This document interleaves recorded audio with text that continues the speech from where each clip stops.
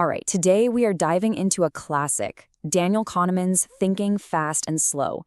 We're going to uncover the secrets of the two systems, basically two characters, that are running the show inside your head. One's a fast, impulsive hero, and the other, a slow, careful, and honestly, pretty lazy genius. So who's really in charge? Let's get into it. Have you ever found yourself making a bunch of bad decisions when you're exhausted? Or maybe you've sworn that a pricey bottle of wine just tastes better? Well, these aren't just little quirks about you. According to Kahneman, they're the super predictable results of a constant battle for control that's happening inside your brain every single day. So Kahneman's big idea is this. Stop thinking of your mind as just one single thing. Instead, I want you to imagine that there are two characters inside your head running the show. Two totally distinct agents, each with its own personality, its own habits, and yeah, its own flaws. Okay, so meet the stars of the show. On one side, you've got System 1. Think of it as your autopilot. It's fast, it's emotional, it's always on. This is your gut reaction. Then you have System 2, the pilot. The pilot is slow, logical, and it takes real, genuine effort to get it engaged. One makes these snap judgments, the other carefully weighs the evidence. And as you're about to see, that autopilot is in the driver's seat way more often than you think. Your autopilot is working for you right now, this very second. It's how you instantly know that 2 + 2 = 4 without even trying. It's how you can read the tone of someone's voice or brush your teeth on, well, autopilot. Even really complex skills like driving on a route you know well eventually become System 1 tasks. It's all just automatic. But for the really hard stuff, the pilot has to wake up and take over. You have to engage System 2 to solve a tricky math problem, or to analyze a dense contract, or to parallel park in a space that looks impossibly tight. You can almost feel that mental strain, right? That feeling? That's your pilot burning some serious energy.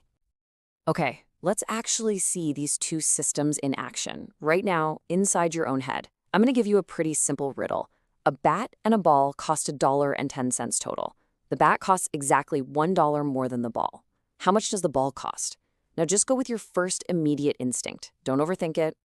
Did the number 10 cents just pop into your head? If it did, congratulations, you just met your System 1. That was your autopilot, jumping in with a quick, intuitive, and very plausible sounding answer. It's fast, it feels right, but it's completely wrong. See? To find the correct answer, you have to deliberately engage your pilot. You have to push past that first impulse and actually do the math. If the ball is 5 cents and the bat is $1 more, well, the bat is $1.05. Add them up and you get $1.10. That little bit of mental work you just did, that's the feeling of your pilot overriding your autopilot to find the actual truth. That whole bat and ball problem is the perfect illustration of the core issue here. Our fast, efficient autopilot is amazing, but it has these predictable glitches. We call these cognitive biases. They're the mental shortcuts that, often lead us astray. Let's look at another one. You're at the store. Which package of ground beef sounds better? The one that's 90% fat-free or the one that contains 10% fat?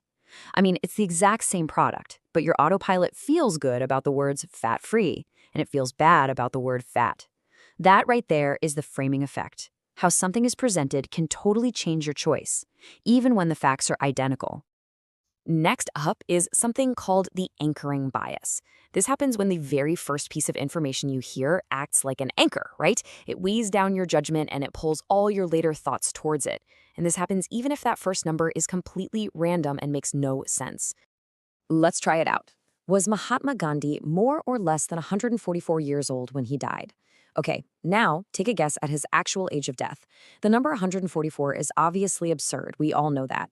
But researchers found that just by hearing that high, random number, people's guesses were significantly higher than if they were just asked the question cold.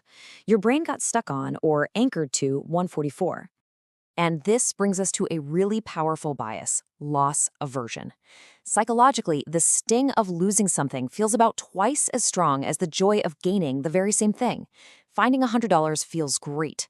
Losing $100 feels absolutely awful. This is why people will cling to a failing investment for way too long. They're desperately trying to avoid the pain of accepting that loss. So you might be wondering, if our logical pilot, our System 2, can catch all of these errors, why doesn't it just step in more often? Well, the answer is actually pretty simple. System 2 is incredibly powerful, but it is also incredibly lazy.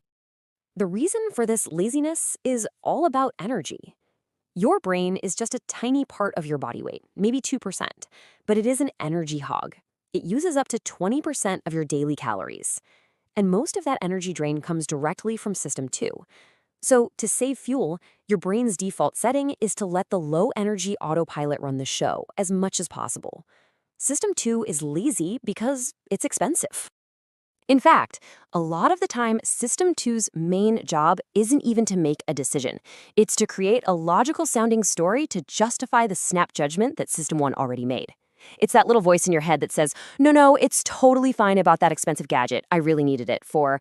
It's just post-decision rationalization. Okay, so our brains are wired to be lazy and to take shortcuts.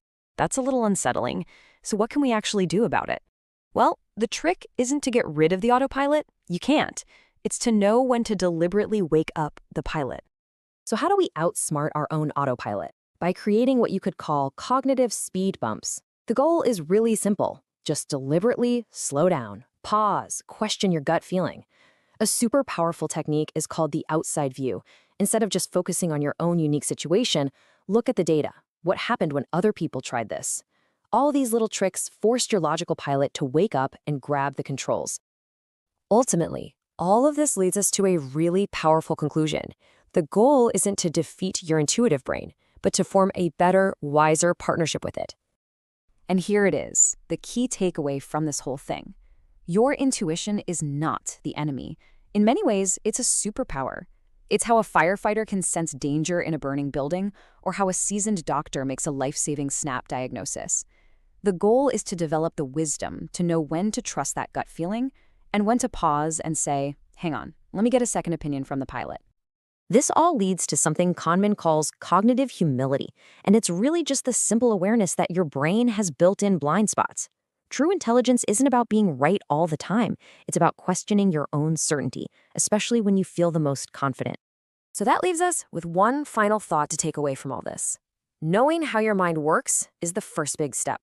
The next and harder step is applying it. So as you go about your day, think about it. In what conversation, in what decision, in what judgment will you make a conscious choice to just hit the brakes, wake up the pilot, and just think?